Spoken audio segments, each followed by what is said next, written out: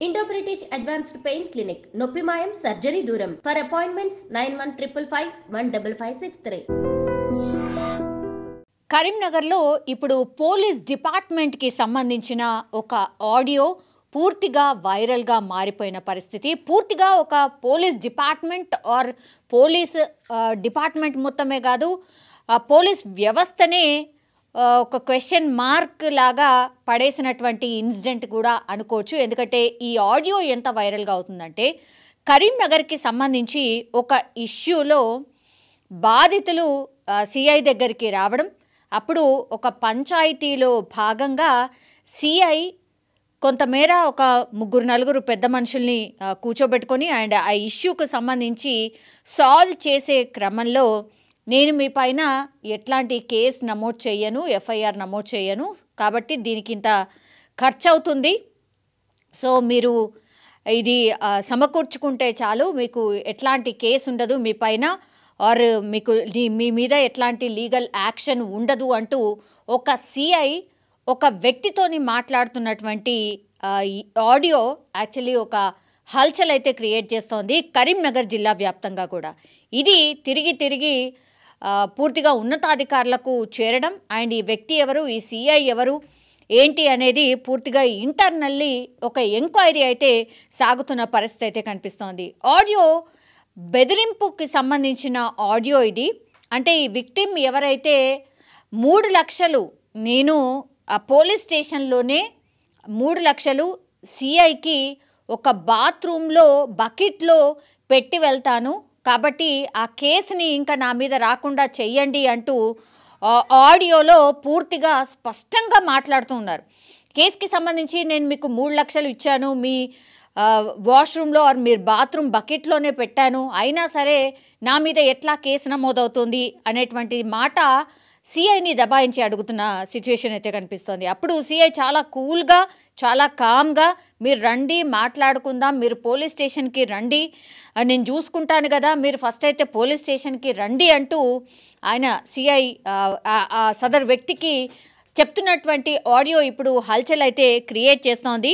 So ఇప్పుడు ఈ bathroom గదిలో 3 లక్షలు పెట్టిన తర్వాత కూడా నా మీద ఎట్లా ఎఫ్ఐఆర్ నమోదు చేస్తారు అని బాధితుడు సిఐని అడుగుతున్న పరిస్థితుల్లో ఈ ఆడియో బయటికి రావడంతో, అంటే ఇప్పుడు పోలీస్ డిపార్ట్మెంట్లో ఎలాంటి కేసు అయినా సరే పైసలు ఇస్తే మరి పూర్తిగా మాఫియా అయిపోతుందా, సో ఆమ్యామ్యాలకు పూర్తిగా అలవాటు పడిపోయారు పోలీస్ ఆఫీసర్స్ అని చెప్పడానికి ఇదొక ఉదాహరణ అనే చర్చ పెద్ద ఎత్తున నడుస్తోంది. పోలీస్ డిపార్ట్మెంట్కి సంబంధించి గతంలో కూడా మనం చాలా టైమ్స్ చూసాం, ఒక కేసు నమోదైతే పూర్తిగా ఒక పంచాయతీ పెట్టో లేకపోతే సదరు వ్యక్తి మధ్యలో ఏదైతే ఇష్యూ ఉంటుందో దాన్ని సాల్వ్ చేయడానికి వాళ్ళు ఎంతో కొంత తీసేసుకొని ఆ కేసుని కాకుండా చేస్తారు, లేదంటే డబ్బులు ఎవరైతే ఇస్తారో వాళ్ళ తరఫునే ఇంకా కేసుని పూర్తిగా వాళ్ళకు అనుకూలంగా మార్చేస్తారు. ఇట్లాంటి చాలా టైమ్స్ మనం విన్నాం, చాలా ఆరోపణలు కూడా విన్నాం.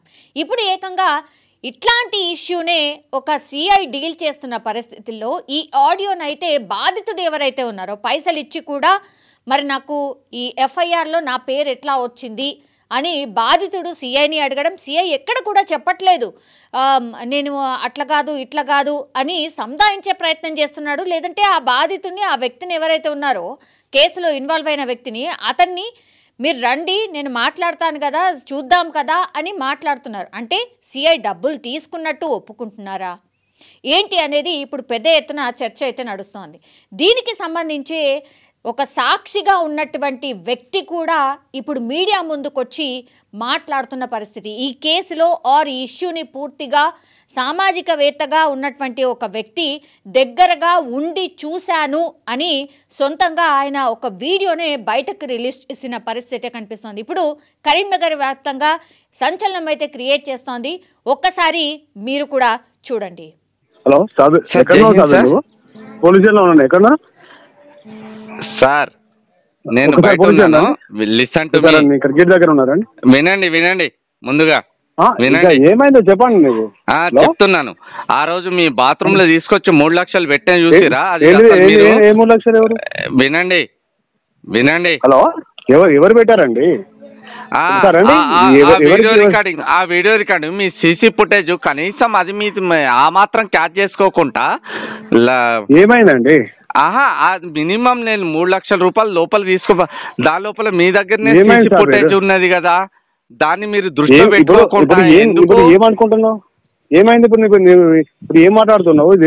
ఎందుకు మాట్లాడుతున్నావు? ఇప్పుడు ఈ ఫుటేజ్ నేను ఎవరికి పంపించాలి?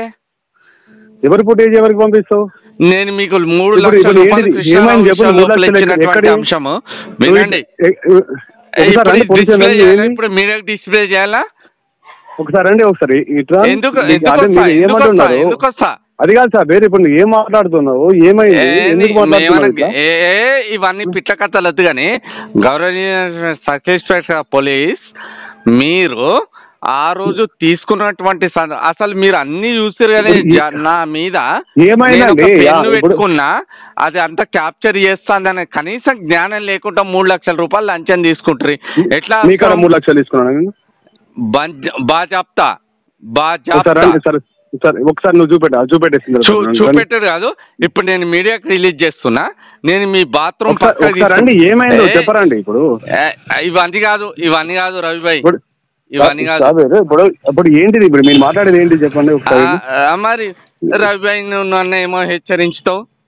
నేను రవిభాయ్ నువ్వు అసలు మిస్టేక్ చేసింది ఎక్కడ తెలుసా? నేను యాకూబ్కి ఇస్తా అన్న తర్వాత నువ్వు మిస్టేక్ చేసి నన్ను నమ్మినవు. నువ్వు నన్ను నమ్మడమే నువ్వు చేసిన మిస్టేక్ రవిభాయ్, నా మాట విను. సరే ఇప్పుడు నేను పోలీస్ స్టేషన్ కాడ ఉన్నా, నువ్వు వస్తాను అన్నావు. ఇప్పుడు నేను పోలీస్ స్టేషన్ వరకు కూడా రావట్లేదు. నేను ఇప్పుడు దీన్ని మీడియా లోపల హైలైట్ చేస్తున్నా. ఎందుకంటే బాత్రూమ్ లోపలికి పోయి నేను కవర్ బకెట్లో ఎట్లా పెట్టినాను, ఆ ఫుటేజ్ ఆ టైం కూడా రాసుకున్నాను. అవన్నీ ఈజ్ అ రైట్ థింక్. ఇప్పుడు నేను దీన్ని డిస్ప్లే చేయదలుచుకున్నా. ఓకేనా? ఇప్పుడు నువ్వు బాత్రూమ్ లో పెట్టేసి తీసుకున్నా అని చెప్పేసి అంటే ఇప్పుడు నువ్వు కావాలని చెప్పేసి అని కూడా పెట్టచ్చు కదా. ఇప్పుడు నీకు కావాలంటే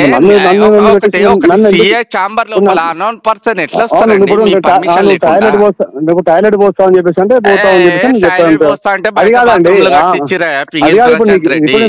ఇప్పుడు మీరు దేనికోసం మాట్లాడుతున్నారండి? దేని గురించి అంటే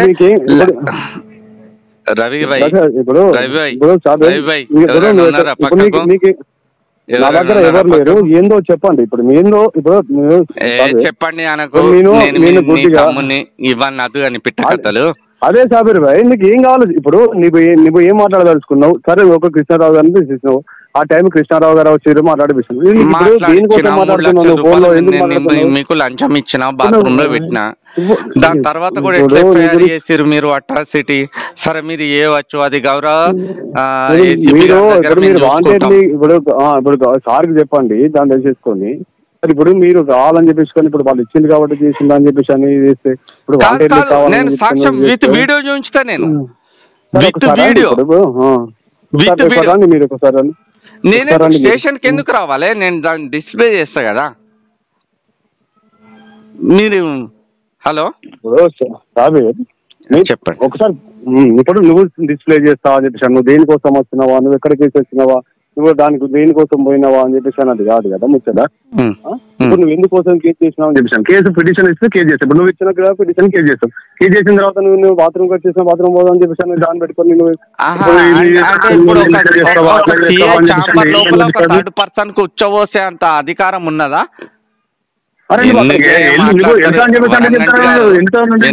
వినండి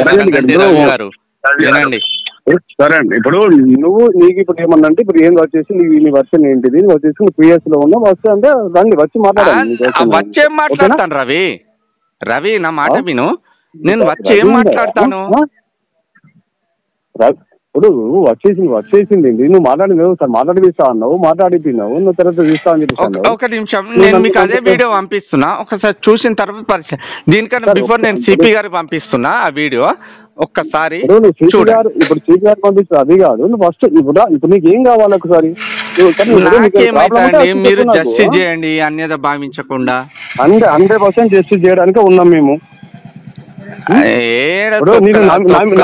నమ్మడమే మోసం చేసినామంటే ఎట్లా భయ్? ఇప్పుడు నువ్వు నమ్మడమే మోసం చేసినావు అంటే నమ్మినోని ఇప్పుడు నీ మాట నమ్మడమే మోసం చేసినామా? ఇది కూడా కరెక్టే. ఇట్లా అంటే మళ్ళీ ఇప్పుడు అది కాదు, ఇప్పుడు నువ్వు హ్యూమన్ రైట్స్ మాట్లాడితే నాకు నిన్ను నమ్మడమే మోసం చేశాను, నమ్మడమే మోసం చేసినావు అని చెప్పేసి అంటే నేను నమ్మడమే మోసం అని చెప్పేసి అంటే నేనేం చేయాలా? ఇక నువ్వు నన్ను పెద్దన్న లెక్క కొడతాను, నీ దండం పెడతా. మరి పెద్దన్న లాగా అనుకుని ఇప్పుడు నేను వచ్చేసి నన్ను నమ్మిన ఓకే ఓకే నువ్వు నిజాయితీగా నువ్వు నాకు వచ్చి హెల్ప్ చేసుకున్నావు, నువ్వు హెల్ప్ తీసేసుకున్న తర్వాత నన్ను నువ్వు ఫోన్ మళ్ళీ మీరు ఇట్లా అమ్మతోడు వరంగంటి రవి గారు, ఐ విల్ ప్రామిస్ యూ. ఇప్పుడు నువ్వు ఒకసారి నేను ఇక్కడ ఉన్నా నీకోసం వచ్చి ఇప్పుడు రమణ వచ్చినా అని చెప్పి ఇటు ఉన్నాను. ఇప్పుడు నీకు ఏం అన్యాయం జరిగింది? నువ్వు ఎందుకు ఇట్లా మాట్లాడుతున్నావు? దాని తర్వాత ఎట్లా ఎఫ్ఐఆర్ చేస్తారండి మీరు? మీరు ఇప్పుడు ఎఫ్ఐఆర్ అనేది ఎవరు ఇచ్చారు, ఎవరు చేశారు అని చెప్పేసి నేను చెప్తాను. నేను ఇక్కడ ఉన్నాను, మీరు వస్తే దాన్ని నేను మాట్లాడతాను మీతో. అబ్బో ఆడికి వచ్చినాక గుద్దబో తిరగదేంగా నీకా మీ గుద్దబొక్క మీ ఎందుకు ఎరుకొడతామండి? ఇవన్నీ తీసుకొని మిమ్మల్ని కొట్టడానికి ఉండదు. మీరు ఇప్పుడు దేనికోసం వచ్చి మాట్లాడారు, ఏం మాట్లాడుతున్నారు, దానికోసం ఆ రోజు తెచ్చుకొని ఏం మాట్లాడారు నన్ను నమ్మడం కాదండి.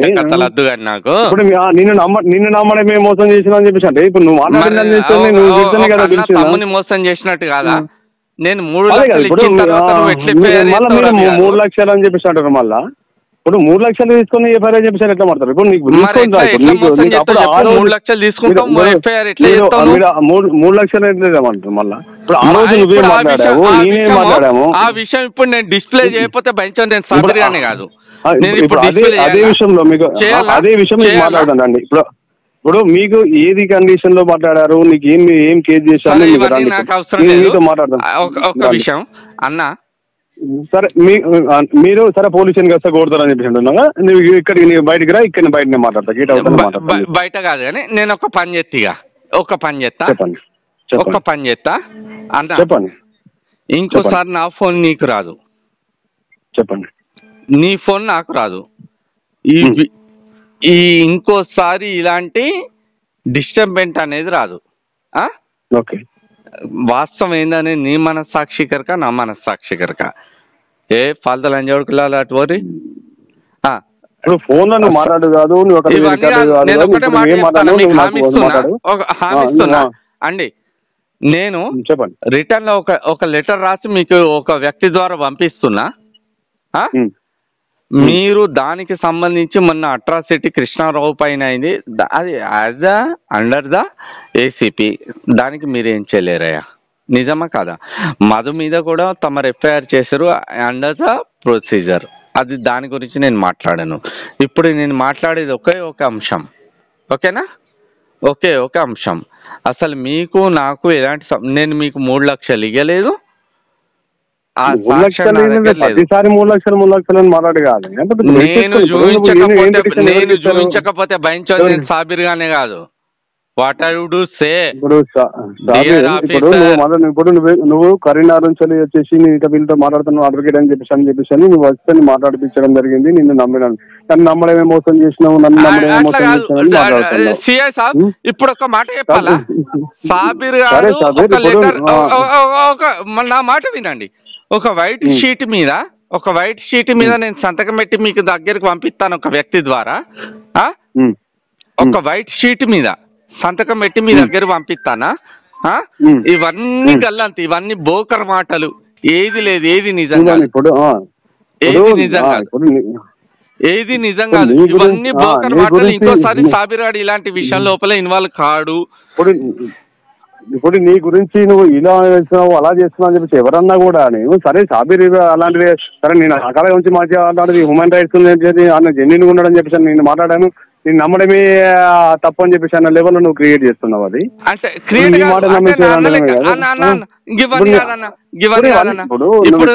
ఎవరెవరి ముందో ఫోన్ లో మాట్లాడుకుంటా, ఎవరెవరి ముందో రికార్డ్ చేసుకుని మాట్లాడుకుంటా అన్న Andhra record. I will promise you, నేను ఎట్లే అంటే ప్రమాణ పూర్తిగా మీరు కూడా వీడియో చూస్తారు. మీరు సివిల్ డ్రెస్ లోపల రైల్వే స్టేషన్ ముందుకు రండి.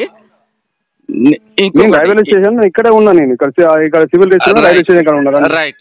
ఒకవేళ సాబిర్ ఇలాంటి ఏవి లేవురా, నువ్వు వైట్ షీట్ మీద సంతకం పెట్టించి ఎవరినైనా నీ శిష్యులను పంపి ఈ సమస్య ఇంకోసారి రావద్దురా సాబిర్ అని చెప్పి మీరు ఎక్కడ ఉన్నదా అత్తా నుండు. ముందుగా నేను షేక్ సాబిర్ అలీ, సామాజిక కార్యకర్తగా జమ్మికుంట ప్రాంతంలో సుపరిచితుడను. గౌరవప్రదమైన మీడియా మిత్రుల ద్వారా ఎన్నో సమస్యలపై వారి సహకారంతో పోరాడినటువంటి నేపథ్యం ఉంది నాకు. ఈరోజు కూడా జమ్మికుంటకు సంబంధించి కోరపల్లిలో గల ఎస్ఆర్కే డైరీ ఆ యాజమాన్యానికి మరియు అందులో గతంలో విధులు నిర్వహించినటువంటి వారికి సంబంధించినటువంటి అంశం విషయం లోపల జర్రంశెట్టి కృష్ణారావు గారు, గోవింద రెడ్డి గారు, మధు గారుతో పాటు డైరీ చైర్మన్ బండారు మారుతి గారికి సంబంధించినటువంటి వివాదం లోపల జర్రంశెట్టి కృష్ణారావు గారు నన్ను మధ్యవర్తిత్వం వహించడానికి నన్ను ఆశ్రయించినప్పుడు నేను ఇట్టి విషయమై గౌరవ సిఐ గారి దగ్గరికి పోవడం జరిగింది. పోయిన తర్వాత అక్టోబర్ 28 నుండి 30వ తేదీ వరకు ఈ చర్చ కంటిన్యూ అవుతూ ఉంది. అందులో రెస్పెక్టెడ్ సర్కిల్ ఇన్స్పెక్టర్ గారు జర్రంశెట్టి కృష్ణారావు గారి పైన ఫిర్యాదు వచ్చి ఉంది కాబట్టి దీనిపైన నాకు పై అధికారుల నుండి ఒత్తిడి ఉంది. ఫిర్యాదుదారు దానికి సంబంధించి బలమైనటువంటి రాజకీయ పరిచయం ఉన్నటువంటి వ్యక్తి కాబట్టి నేను దీని లోపల ఖచ్చితంగా న్యాయం మీ దిక్కున్నా సరే ఒత్తిడి మేరకు నేను వారిపైన కేసు నమోదు చేస్తానని చెప్పడం జరిగింది.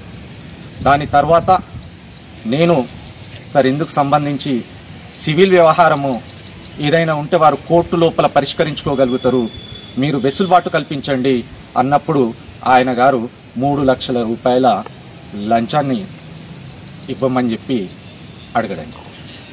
తర్వాత నేను ఈ బాధితులతో సరే కోర్టుకు వెళ్దాం, సార్ పైన ఒత్తిడి ఉందంటున్నారు కాబట్టి మీరు కాస్త ఆర్థికంగా నష్టపోవాల్సిందే, ఎందుకంటే ఆయన ఎస్హెచ్ఓ కాబట్టి ఆయన సహకారం లేనిది మనం ఏమి చేయలేమన్నప్పుడు బాధిత కుటుంబ సభ్యులు 3 లక్షల రూపాయలు ఆయన ఛాంబర్లో కూర్చున్న తర్వాత 28 నుంచి 30వ తారీఖు సిసి ఫుటేజ్ను ఆయన ఛాంబర్ లోపలిది పరిశీలించాల్సిందిగా ఈ సందర్భంగా అధికారులను కూడా అడుగుతా ఉన్నా. నేను వెనువెంటనే వాళ్ళు బయటకు వెళ్ళిపోయిన తర్వాత నన్ను ఆయన ఛాంబర్ లోపల ఉన్నటువంటి బాత్రూమ్ లోపలికి వెళ్ళమనడము, ఆ బకెట్లో 3 లక్షల కవర్ పెట్టేసే సాబిర్ అనడము, దాని తర్వాత నేను వెళ్ళి రావడం జరిగింది.